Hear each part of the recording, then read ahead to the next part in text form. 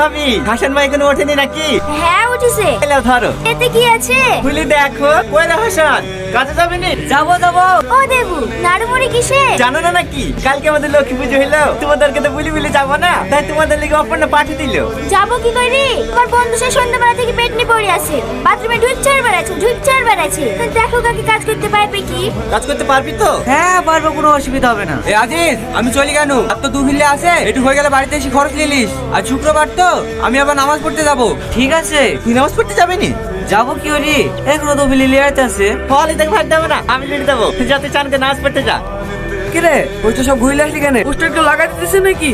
কে লাগাতে দিতেছে না? কার কার নাম করবো বলেন? আপনার জ্যাঠাই তো লাগাতে দিতেছে না। আপনার জ্যাঠার ঘরের দেওয়াল সেলিম খানের পোস্টারে ভর্তি। ওটা আমি আগেই বলেছিলাম, এবার বিধানসভায় সেলিম খান দাঁড়াচ্ছে, এলাকায় বিশাল প্রভাব, ওর বিরুদ্ধে তুই দাঁড়াসনি। 1 টাকাও নষ্ট হবে না, দেখবেন আমি জিতবো। কি করে জিতবি? তুই তো একবার ভোটে জিতেও মানুষের কোনো কাজ করিসনি, আরো নেতা না হয়েও